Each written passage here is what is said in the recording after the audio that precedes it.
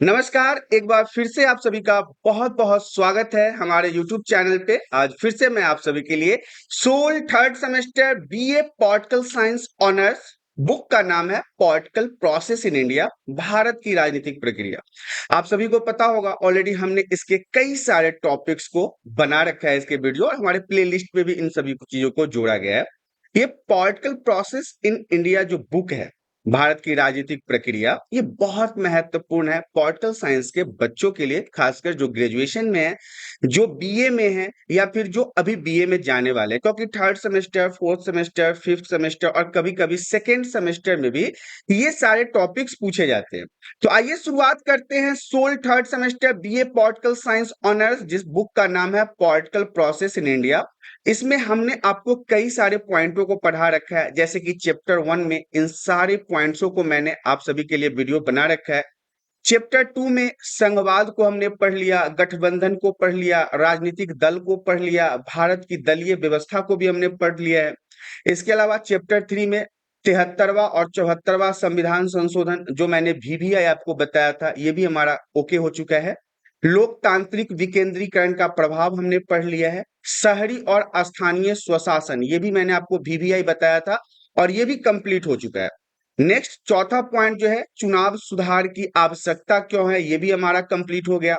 अलगाव और आवास की राजनीति, ये भी मैंने आपको VVI बताया था, ये भी हमारा कंप्लीट हो गया।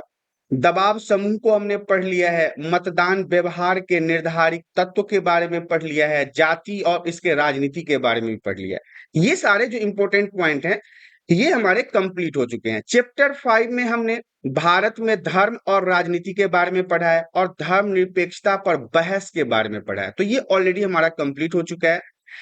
चैप्टर 6 में हमने महिला, जाति और वर्ग के संबंध और इनके सकारात्मक कार्यवाही और नीतियों को भी कंप्लीट कर लिया। लास्ट टाइम हमारा यही वीडियो आया था और इसे भी प्लेलिस्ट में जोड़ दिया गया है। आपके पॉलिटिकल साइंस के लिए काफी महत्वपूर्ण टॉपिक है ये सभी।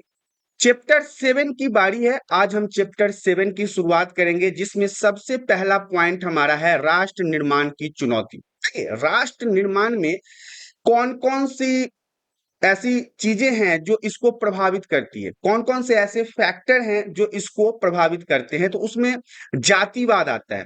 यहाँ पे अगर हम बात करेंगे राष्ट्र के निर्माण में होने वाली चुनौतियां, तो सबसे पहले नंबर पे जातिवाद आता है, दूसरे नंबर पे भाषावाद आता है और तीसरे नंबर पे क्षेत्रवाद आता है।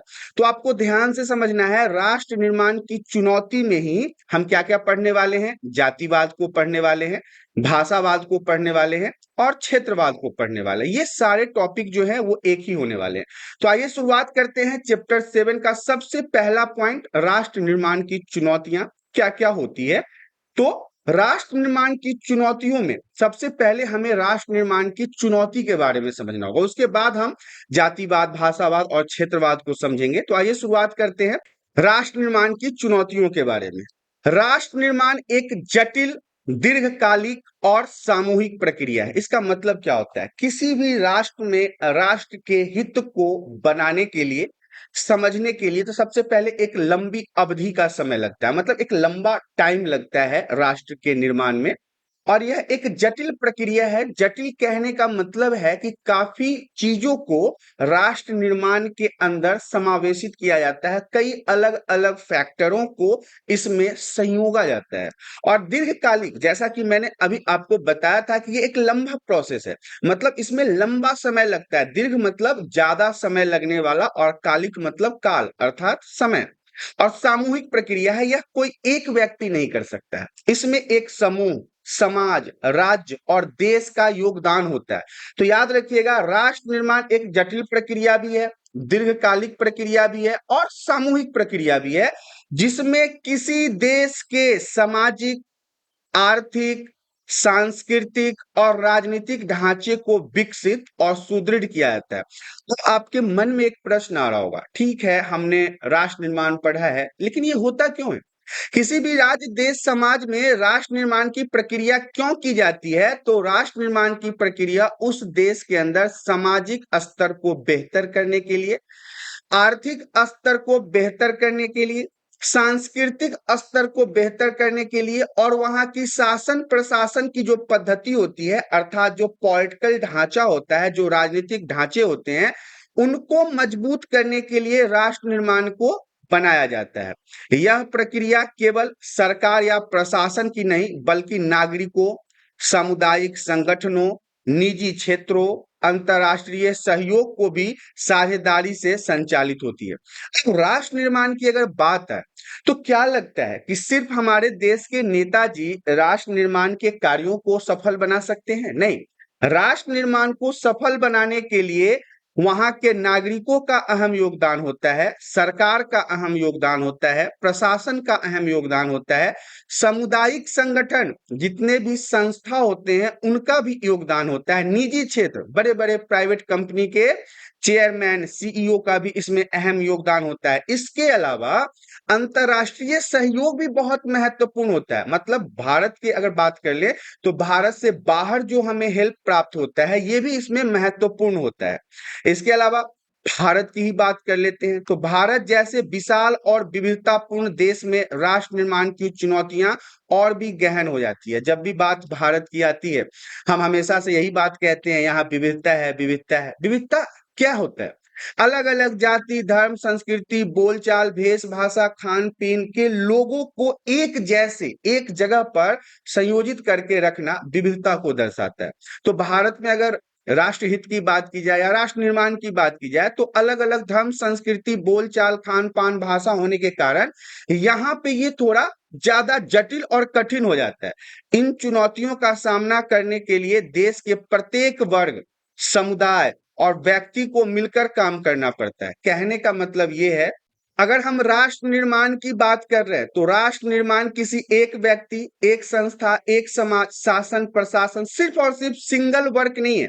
इसमें कहीं ना कहीं इन सभी को एक साथ होके, एक साथ कार्य करके, एक साथ समझदारी और सूझबूझ को दिखाकर ही राष्ट्र निर्माण को पूरा किया जा सकता है। सबसे पहला पॉइंट हमें पढ़ना है सामाजिक समरसता और एकता। अब सामाजिक समरसता और एकता क्या होता है? भारत एक विविधतापूर्ण देश है। हमने शुरुआत से पढ़ा है, विविधतापूर्ण देश है हमारा भारत, जहां अलग अलग भाषाएं हैं, अलग अलग धर्म हैं, अलग अलग संस्कृतियां हैं, अलग अलग जातियां पाई जाती है। इन विविधताओं के बावजूद राष्ट्र की एकता बनाए रखना एक बहुत बड़ी चुनौती है। अगर सभी एक धर्म के लोग हो, सभी एक संस्कृति के लोग हो, सभी एक जाति के लोग हो, सभी एक भाषा के लोग हो, तो वहां पे इतना परेशानी नहीं होता है। लेकिन कोई हिंदू है, कोई मुस्लिम है, कोई सिख है, कोई ईसाई है, कोई जैनी है, कोई बौद्धि है, तो ऐसे ऐसे अलग अलग धर्मों के लोगों को एक साथ संयोजित करके रखना काफी मुश्किल होता है। इसमें काफी परेशानियां होती है, काफी इसमें जटिलताएं आती है।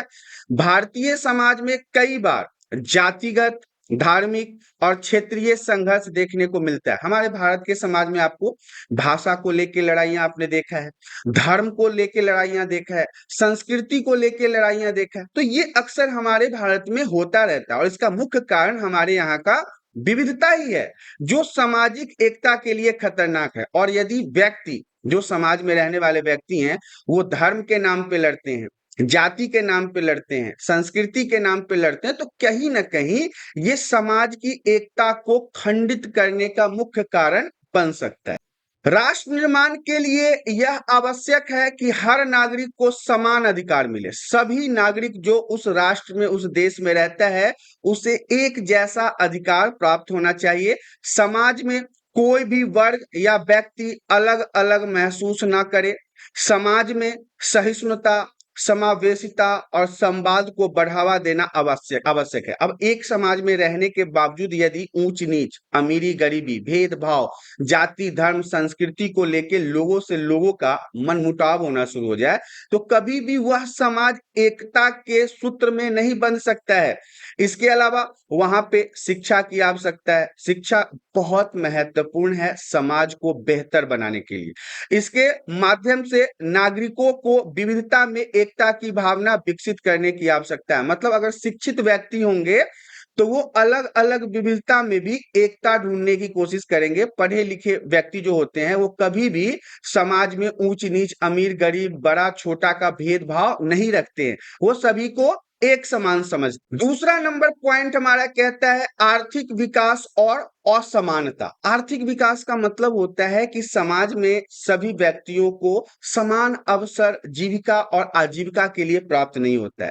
आर्थिक विकास राष्ट्र निर्माण का एक महत्वपूर्ण हिस्सा है। मतलब अगर समाज में सभी व्यक्ति शिक्षित हैं, सभी व्यक्ति को रोजगार प्राप्त है, सभी व्यक्तियों को नौकरी प्राप्त है, हर व्यक्ति किसी न किसी कार्य में संलग्न है, तो ऐसे में राष्ट्र जो है वो अपने आप सुदृढ़ होने लगता है, देश जो है वो अपने आप मजबूत होने लगता है। एग्जाम्पल के लिए समझिए, एक परिवार में मान लीजिए 10 व्यक्ति हैं, हम 10 व्यक्तियों का एक परिवार है, और उस परिवार में अब क्या हो रहा है कि हम कमाने वाले सिर्फ और सिर्फ 2 व्यक्ति हैं, माता और पिता। बाकी के बच्चे अगर काम नहीं करते हैं तो वो परिवार इतना मजबूत नहीं होगा। लेकिन अगर उसमें से 2 माता पिता भी कमा रहे हैं और 10 बच्चों में से 5 बच्चा भी कमा रहा है, तो कितने 7 लोग कमाने वाले हो गए, तो उस परिवार की स्थिति बेहतर होना शुरू हो जाएगा।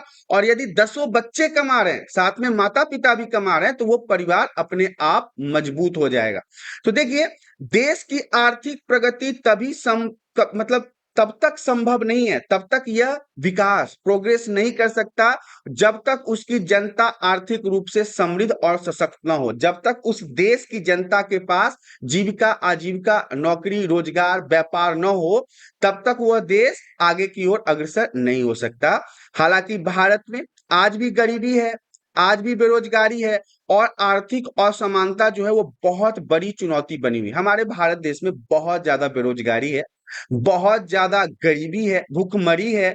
इसी कारण से ये जो असमानता है ना, वो दिन प्रतिदिन बढ़ता जा रहा है। एक तरफ जहां कुछ लोग बहुत ज्यादा संपन्न है, बहुत ज्यादा पैसे वाले हैं, वही दूसरी ओर लाखों लोग आज भी गरीबी रेखा के नीचे जी रहे हैं, मतलब जिंदा हैं, उनको भोजन की दिक्कत हो रही है।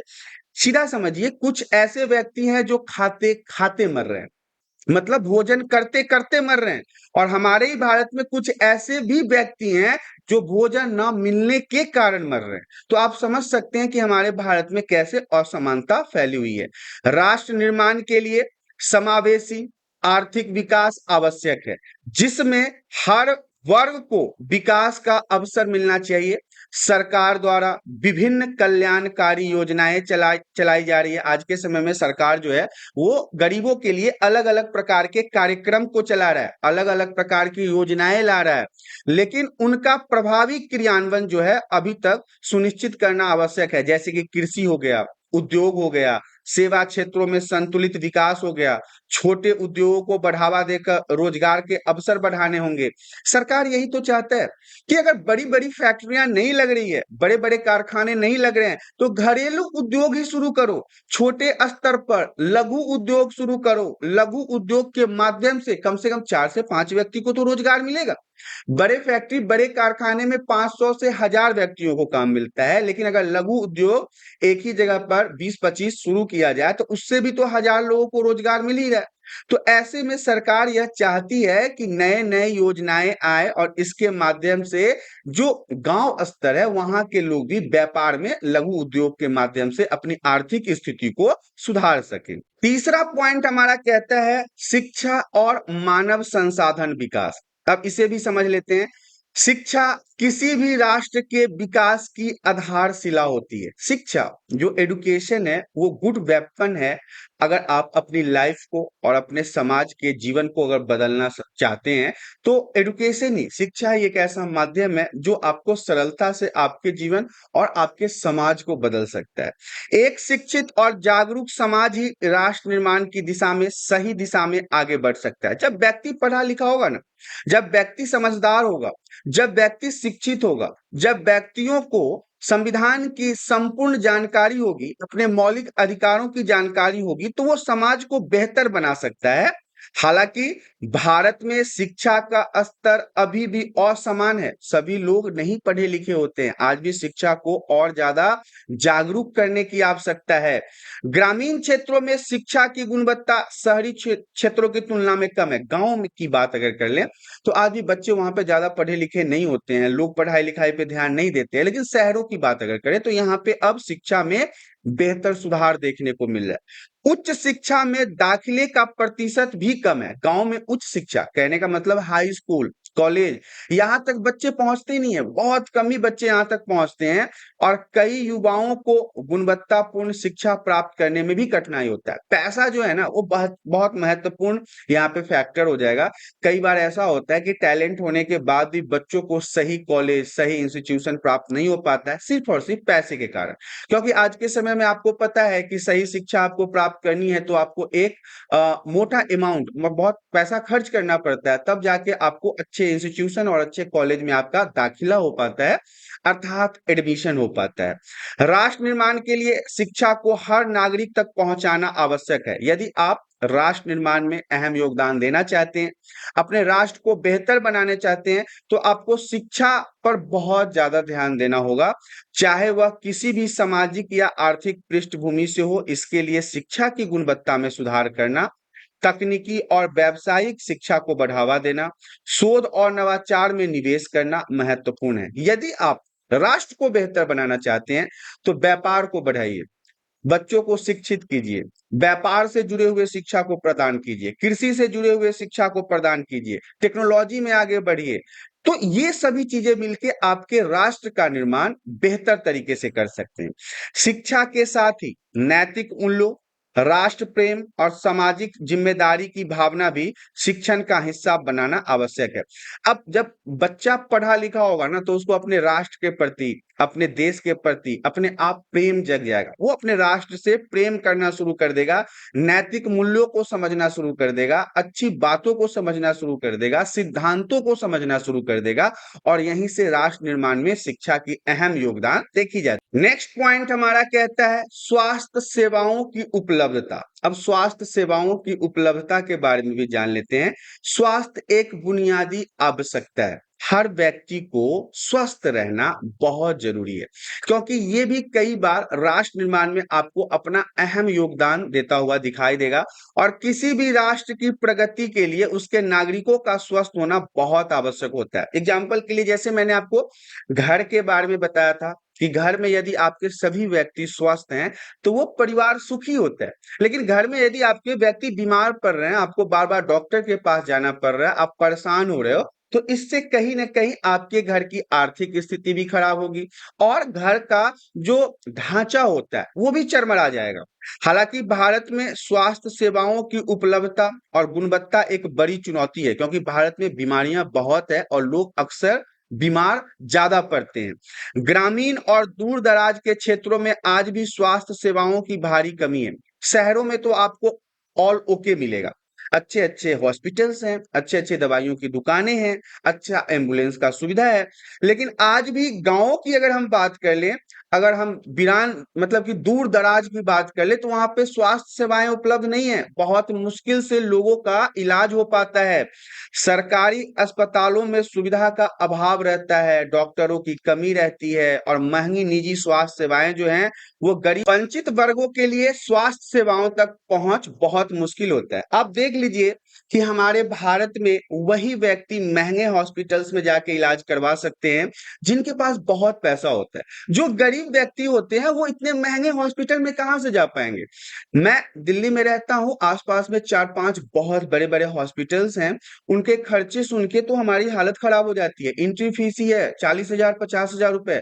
अगर आप कुछ इलाज विलाज करवा लिए तो वो लाखों में आपका बजट चला जाएगा। तो इतना पैसा होना भी तो चाहिए। एक गरीब व्यक्ति ये 40,000 50,000 लाख रुपए कहां से लाएगा। और वो सरकारी जगहों पे जाएगा तो वहां पे डॉक्टर नहीं है, दवाई नहीं है, भीड़ बहुत ज्यादा है, पेशेंट बहुत ज्यादा है, बेड नहीं है, लोग नीचे पड़े हुए हैं, कैसे भी उनका गुजारा हो रहा है। कई लोग तो बिना इलाज के कारण, बिना बेड के कारण मर जाते हैं, ऐसे ही उनकी मृत्यु हो जाती है। और महंगे हॉस्पिटल में वो जा नहीं सकते, क्योंकि महंगे हॉस्पिटल में मोटा खर्चा होता है और पैसे गरीबों के पास आएगा कहां से।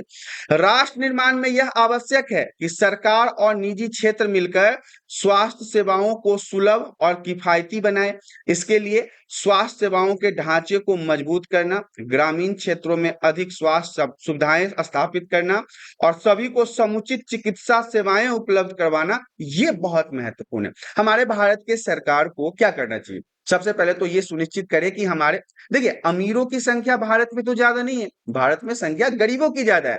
तो अमीर व्यक्ति के पास पैसे है, वो किसी भी हॉस्पिटल में चला जाएगा, फोर्टिस में चला जाएगा, बहुत ऐसे ऐसे हैं, जयपुर गोल्डन में चला जाएगा, सरोज में चला जाएगा। ये सब हॉस्पिटल्स के नाम है जो हमारे आसपास है, इसलिए मैं इन हॉस्पिटल्स के नाम जानता हूँ। लेकिन गरीब व्यक्ति कहाँ जाएगा? गरीब व्यक्ति सरकारी अस्पताल में जाएगा। तो सरकार को यह सुनिश्चित करना चाहिए कि वहां पे बेडों की उपलब्धता हो, डॉक्टर की उपलब्धता हो, साफ सफाई की उपलब्धता हो, दवाइयों की उपलब्धता हो, सही तरीके से ट्रीटमेंट की उपलब्धता हो। हर एक चीज जो एक पेशेंट को चाहिए होता है वो वहां पे मौजूद हो। तो ये चीजें सरकार की जिम्मेदारी है, सरकार को सुनिश्चित करना चाहिए, क्योंकि एक स्वस्थ व्यक्ति ही एक स्वस्थ समाज का निर्माण करता है और एक स्वस्थ समाज के माध्यम से एक स्वस्थ राज्य का निर्माण होता है और एक स्वस्थ राज्य आपके एक स्वस्थ देश का निर्माण करेगा और यही से आपका जो राष्ट्र है वो बेहतर हो पाएगा। नंबर 5 हमारा कहता है सांस्कृतिक पहचान और संरक्षण। ये भी महत्वपूर्ण है। भारत की विविधता उसकी सांस्कृतिक धरोहर में परिलक्षित होती है। भारत की विविधता कहने का मतलब है हमारे यहाँ अलग अलग जाति, धर्म, संस्कृति, वेश, भाषा, खान पान, बोल चाल, रहन सहन, कपड़े, ये सब जो है वो अलग अलग आपको देखने को मिलता है। तो विभिन्न क्षेत्रों की जो कला है, संगीत है, नृत्य है, भाषा है, परंपराएं हैं, देश की सांस्कृतिक संपत्ति है। आपको पता है सिक्किम में कुछ और है, अरुणाचल प्रदेश में कुछ और है, बिहार में कुछ और है, मध्य प्रदेश में कुछ और है, उत्तर प्रदेश में कुछ और है, तमिलनाडु, कर्नाटक, केरल, आंध्र प्रदेश में कुछ और है, उड़ीसा, महाराष्ट्र में कुछ और है, पंजाब में कुछ और है, दिल्ली में कुछ और है, हरियाणा में कुछ और है। तो ये सारे के खान पान अलग है। जितने राज्यों का नाम मैं ले रहा हूं इन सबका खान पान अलग है, इन लोग की संस्कृति अलग है, कला अलग है, नृत्य अलग है। तो ये सब मिलके हमारे देश का धरोहर ही तो है। प्रधानमंत्री जाते हैं तो वहां के धरोहर का सम्मान करते हैं, वहां के संस्कृति का सम्मान करते हैं, वहां के नृत्य को देखते हैं, उसको सम्मानित करते हैं। क्यों? क्योंकि ये हमारे भारत देश का धरोहर है। लेकिन वैश्वीकरण और आधुनिकता के प्रभाव कई बार ये परंपराएं और सांस्कृतिक पहचान खतरे में पड़ जाती है। ये जो वैश्वीकरण हो रहा है, ग्लोबलाइजेशन हो रहा है, लोगों को एक ही छत के नीचे जो आ गए हैं आज पूरा विश्व, इससे कहीं ना कहीं संस्कृति, भेषभाष, खान पान, रहन सहन, बोलचाल पे कई बार असर देखने को मिलता है। अपनी संस्कृति छोड़ के लोग दूसरों को एब्जॉर्ब करने की कोशिश करते हैं, जैसा कि आज भारत में है। आज लोग पिज्जा, बर्गर, ये सब खाना ज्यादा पसंद करते हैं, टी शर्ट, जींस ज्यादा पहनना पसंद करते हैं। अपना जो हमारा ट्रेडिशन था, धोती कुर्ता, साड़ी, सलवार सूट, ये सब धीरे धीरे अब खत्म होता जा रहा है। अब अलग अलग डिजाइन के कपड़े आ रहे हैं। ये सब हमारा जो है वो पश्चिमी सभ्यता से ऑब्जर्व कर रहे हैं। इसके अलावा पारंपरिक कला जो था, शिल्पकार जो थे, आजीविका की कठिनाइयों का सामना कर रहे हैं। ये जो हमारे यहाँ के पहले हस्तशिल्प हुआ करते थे, जो हाथों से बर्तनों का निर्माण करते थे, मूर्तियों का निर्माण करते थे, नई नई डिजाइनों का निर्माण करते थे, ये आज भूखे मर रहे हैं क्योंकि इनके पास काम नहीं है। ये सब चीजें फैक्ट्रियों से फटाफट बन के किसी भी देश से आके बिकना शुरू हो जाता है। युवा पीढ़ी अपने सांस्कृतिक मूल्यों से दूर होते जा रहा है। उन्हें अपनी संस्कृति का कदर नहीं है, उन्हें अपनी भाषा का कदर नहीं है, उन्हें अपने कल्चर का कदर नहीं है। तो ये क्या हो रहा है कि हम एब्जॉर्ब कर रहे हैं दूसरे देशों से, पश्चिमी देशों से, अमेरिका से, लंदन से, ब्रिटेन से, इंग्लैंड से, इन लोगों के सिस्टम को हम अपने भारतीय समाज में धीरे धीरे फैला। राष्ट्र निर्माण के लिए सांस्कृतिक धरोहर का संरक्षण आवश्यक है। यदि आपको अपने राष्ट्र को मजबूत रखना है तो इसके लिए आपको संस्कृति को बचा के रखना होगा। इसके लिए पारंपरिक कलाओं को प्रोत्साहित करना होगा, सांस्कृतिक कार्यक्रमों और शोध को बढ़ावा देना होगा। आधुनिकता के साथ साथ अपने सांस्कृतिक जड़ों को भी मजबूत करना महत्वपूर्ण है। आप अपडेट होइए, आप टेक्नोलॉजी के साथ जुड़िए, कोई फर्क नहीं पड़ता, लेकिन अपनी संस्कृति को बचा के रखना भी जिम्मेदारी आप ही की है। ऐसे में क्या होगा, धीरे धीरे आपकी संस्कृति समाप्त हो जाएगी। आपका नृत्य जो है, आपका जो कला है, आपके जो मतलब गुण है, आपके अंदर जो स्किल्स है, वो धीरे धीरे समाप्त होता चला जाएगा और ये कहीं आगे आने वाले समय में विलुप्त ही हो जाएगा। नेक्स्ट पॉइंट हमारा कहता है राजनीतिक स्थिरता और सुशासन। अब राजनीतिक स्थिरता और सुशासन VVI पॉइंट रहेगा आपको इस चैप्टर में। राष्ट्र निर्माण की दिशा में सुशासन एक अत्यंत महत्वपूर्ण कारक है। सुशासन मतलब प्रशासन, राजनीति, ये सारे फैक्टर इसमें बहुत महत्वपूर्ण होते हैं। राजनीतिक स्थिरता और प्रभावी नेतृत्व के बिना किसी भी राष्ट्र का विकास संभव नहीं है। जब तक कि राजनीति पॉलिटिकल यहाँ पे पावर एक सुदृढ़ और मजबूत व्यक्ति के हाथ में ना हो, तब तक आप अच्छे राष्ट्र का निर्माण नहीं कर सकते। भ्रष्टाचार, लाली फिताशाही, राजनीतिक अस्थिरता से न केवल विकास प्रक्रिया बाधित होती है, बल्कि जनता का विश्वास भी टूटता है। आज के समय में आपने देखा है कि कई सारे ऐसे नेता हैं जो भ्रष्टाचारी हैं, जनता के पैसे को खा जाते हैं, अपने घर में भर लेते हैं, अपने नाती पोते बेटा बेटी के बैंकों में डाल देते हैं, देश से बाहर के बैंकों में भेज देते हैं। तो इससे क्या होता है, जनता का विश्वास टूटता है, देश की आर्थिक स्थिति कमजोर होती है, देश गरीब होता है, देश का स्थिति दिन प्रतिदिन बदतर होता चला जाता है। राष्ट्र निर्माण के लिए पारदर्शिता, जवाबदेही और सुशासन की व्यवस्था स्थापित करना आवश्यक है। यदि आप अच्छे राष्ट्र का निर्माण करना चाहते हैं तो पारदर्शिता होना चाहिए, लोगों के बीच में किसी भी प्रकार का कोई चीज छुपाया नहीं जाना चाहिए, साफ साफ बताना चाहिए, जवाबदेही लेना होगा, सुशासन की व्यवस्था स्थापित करनी होगी। भ्रष्टाचार को खत्म करने के लिए सख्त कानूनों के साथ साथ नागरिक को जागरूक और सक्रिय रूप से भागीदारी लेना पड़ेगा। ये जो करप्शन है, घुसखोरी है, भ्रष्टाचार है, पैसों का लूट है, इसके लिए सरकार को ही नहीं, प्रशासन को ही नहीं, आम जनता को भी इसके लिए आवाज उठाना पड़ेगा। तभी यह संभव हो पाएगा कि भ्रष्टाचार हमारे यहाँ से समाप्त हो पाए। जब प्रशासनिक और राजनीतिक संस्थाओं में पारदर्शिता, प्रभावशालिता और जनहित को प्राथमिकता दिया जाए, क्या होता है, जब जनता की बातें सरकार तक जाएगी, तब यह भ्रष्टाचारी अपने आप भ्रष्टाचार करना बंद कर देगा। हम किसी को घूस देते हैं तभी तो वो लेता है। जब हर व्यक्ति घूस देने से मना कर दे और उसके खिलाफ आवाज उठाना शुरू कर दे, तो क्या ये घूस लेने वाले व्यक्ति घूस ले पाएंगे? नहीं। लेकिन यहाँ पे दिक्कत यह है कि हर व्यक्ति अपने काम को निकालने के लिए पैसा देके किसी भी प्रकार से काम करवा लेना चाहता है, जिससे इनकी मनोबल में और विकास होता है, ये सुदृढ़ होते जाते हैं और आगे चलकर करोड़ों करोड़ों का ये घोटाला, भ्रष्टाचार और करप्शन फैलाता है। नेक्स्ट पॉइंट हमारा कहता है पर्यावरण चुनौतियां। ये भी महत्वपूर्ण है। राष्ट्र निर्माण की प्रक्रिया में पर्यावरणीय संतुलन बनाए रखना भी अत्यंत महत्वपूर्ण है। इन्वायरमेंट को बैलेंस करके रखना काफी महत्वपूर्ण है। औद्योगिकरण, शहरीकरण और बढ़ती जनसंख्या के कारण पर्यावरण पर नकारात्मक प्रभाव पड़ रहा है। जिस प्रकार से नए नए फैक्ट्री, नए नए कारखाने, नई नई गाड़ियां, नए नए शहर, मॉल, रेल, मेट्रो का निर्माण किया जा रहा है, इससे कहीं ना कहीं हमारे पर्यावरण पे असर पड़ रहा है। जलवायु परिवर्तन हो रहा है, वनों की कटाई इसका प्रमुख कारण है। जिस प्रकार से जंगलों को काटा जा रहा है, जल को प्रदूषित किया जा रहा है, जैव विविधता का ह्रास, ये सभी पर्यावरण के लिए चुनौती है। कहीं ना कहीं ये आने वाले समय में हमारे जीवन को बद से बदतर कर देगा। ये पानी का अभाव जो आज हमारे समाज में चल रहा है, ये भी इसका प्रमुख कारण है कि आप जंगलों को काट रहे हो, पानी को प्रदूषित कर रहे हो, पानी पीने से हैजा, टाइफाइड हो रहा है क्योंकि जल प्रदूषित हो रहा है। भारत की लगभग नदियां पीने लायक पानी नहीं है, चाहे वो गंगा हो, यमुना हो, बूढ़ी गंडक हो, कमला हो, सोन हो, ये सारी नदियां जो है कहीं ना कहीं इतनी प्रदूषित हो गई है कि आप इसका जल अपने जुबान पे नहीं डाल सकते हैं। आप अगर पानी पीजिएगा आपको हैजा हो जाएगा, आपको टाइफाइड हो जाएगा। तो सारे जल प्रदूषित हो चुके हैं और यह राष्ट्र निर्माण की प्रक्रिया को बाधित कर रहे हैं। आज आप बिहार की हालत देख रहे होंगे, पूरा बिहार जो है वो जल मग्न हो चुका है, त्राहिमाम कर रहा है। पूरा बिहार में करोड़ों करोड़ों का नुकसान हो रहा है, खेत डूब रहे हैं, मकान टूट रहे हैं, लोग मर रहे हैं। तो ये कहीं ना कहीं हमारे बैलेंस को तो खराब कर रहा है ना, अनबैलेंस हो रहे हैं हम। और ये क्यों? हमने पर्यावरण का ह्रास किया है, हमने पॉल्यूशन फैलाया है, ओजोन परत में छेद हुआ है। तो इसका भुगतान कहीं ना कहीं इंसानों को इसी प्रकार से भोगना पड़ेगा।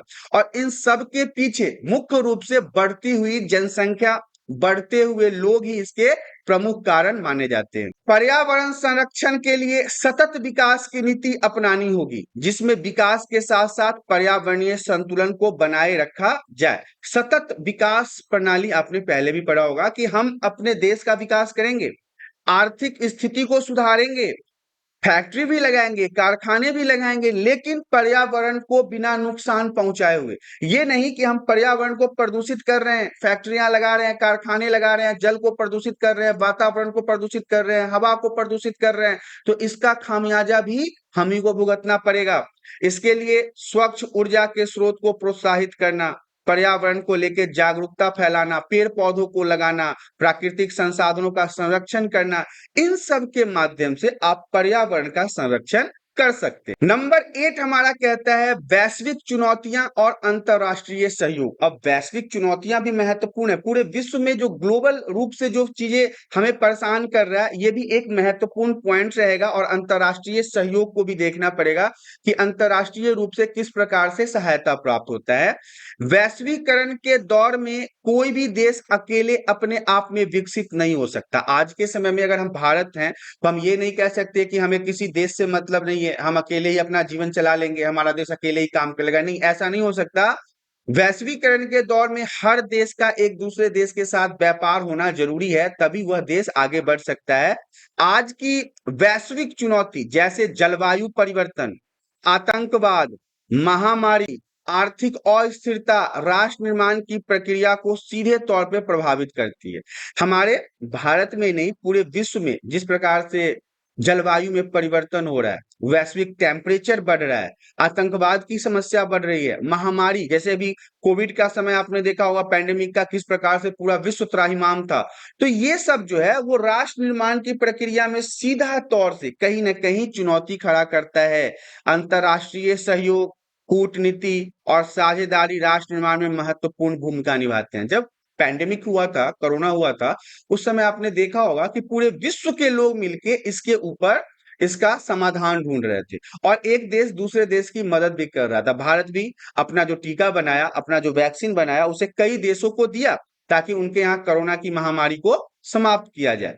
भारत जैसे विकासशील देश को अपनी वैश्विक स्थिति को मजबूत करने के लिए प्रभावी विदेश नीति और अंतरराष्ट्रीय सहयोग को बढ़ावा देना होगा। आज भारत किसी भी देश से कमजोर नहीं है, और पूरे विश्व में अगर अमेरिका, कनाडा, जापान, चीन, ये जितने भी बहुत बड़े बड़े देश हैं, उससे हमारा भारत कहीं भी पीछे नहीं है। आज भारत का नाम विश्व के महत्वपूर्ण देशों में लिया जाता है, क्योंकि हमारे यहाँ का विज्ञान, प्रौद्योगिकी, शिक्षा, रक्षा, विदेश नीति दूसरे देशों के साथ काफी साझेदारी की जाती है, और दूसरे देश इसे पसंद भी करते हैं, ताकि हमारे भारत के जो राष्ट्रीय लक्ष्य है, जो एम है, उसे प्राप्त करने में सुविधा प्राप्त हो। यहाँ पे आपने देखा चैप्टर 7 में जो सबसे पहला पॉइंट था राष्ट्र निर्माण की चुनौती, ये समाप्त हो गया है। लेकिन ये टॉपिक अभी समाप्त नहीं हुआ है। इस टॉपिक के अंदर आपको हम राष्ट्र निर्माण की चुनौती में जातिवाद किस प्रकार से प्रभाव डालता है, भाषावाद किस प्रकार से प्रभाव डालता है, और क्षेत्रवाद किस प्रकार से प्रभाव डालता है, इसको भी समझना होगा। तो आगे के वीडियो में मैं आपको इन्हीं टॉपिक के ऊपर बताने वाला हूं। तो यहाँ पे SOL third semester BA political science honours, political process in India, Bharat की राजनीतिक प्रक्रिया के ये जो 7वें चैप्टर का पहला पॉइंट था, ये समाप्त हो गया। आशा करता हूं वीडियो में दी गई जानकारी आप सभी को पसंद आया होगा। जानकारी पसंद आया तो वीडियो को लाइक, और चैनल पे पहली बार आए हैं तो चैनल को सब्सक्राइब करें, ताकि इसी प्रकार के एजुकेशनल वीडियो आपको हमेशा प्राप्त होता रहे। आज के लिए इतना ही, धन्यवाद।